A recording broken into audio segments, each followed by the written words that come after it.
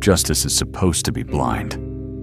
But I've seen her peek, and she always looks at the poor, the desperate, and the expendable.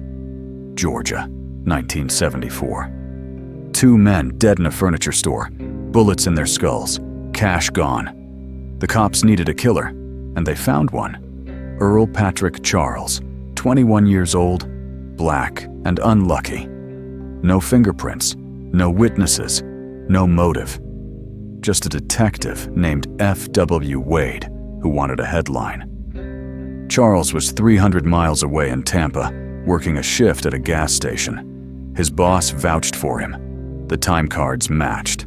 But Wade twisted the story, said the boss changed his tune. The jury didn't need proof, just a face.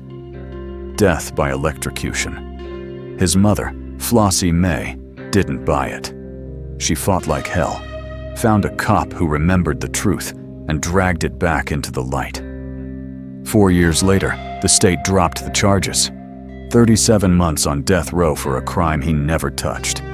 They gave him $75 grand and called it justice. Philadelphia, 1981. A mob hit in a restaurant, 2 killers in ski masks. The witnesses saw shadows, not faces. But the cops saw opportunity. They pinned it on Neil Ferber, a man with no connection to the victims. A jailhouse snitch, Gerald Jordan, said Ferber confessed. He lied, failed a polygraph, and the cops buried it. Ferber got the death sentence. Years later, Jordan recanted. The district attorney, Edward Rendell, the only man in the room with a conscience, asked for a new trial. Ferber walked free. The city paid him $1.9 million for the years stolen. A judge called it a Kafkaesque nightmare. I call it business as usual. Then there's Stephen Manning, Chicago, 1990. A cop turned informant who tried to quit working for the FBI. They didn't take rejection well. When a man named James Pellegrino turned up dead in the Des Plaines River, the Bureau saw its chance. They framed Manning, planted a snitch, Thomas Dye, wired him up, told him to get a confession. The tapes were garbage, no mention of murder, no confession. Didn't matter. The jury heard what they were told to hear. Death row again.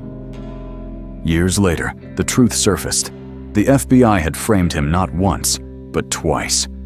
A federal jury found agents Robert Buchan and Gary Miller guilty of malicious prosecution. Manning walked free after 14 years and $6 million in damages.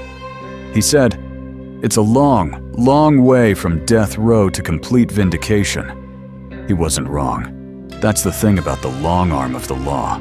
It doesn't reach for justice. It reaches for control. And when it grabs you, it doesn't let go until you're broken, buried, or bought off. I've seen the pattern too many times. The badge, the courtroom, the lie dressed up as truth. They call it law enforcement. I call it framing by design. And me? I keep the case files. Because someone has to remember that sometimes the law doesn't protect the innocent. It manufactures the guilty.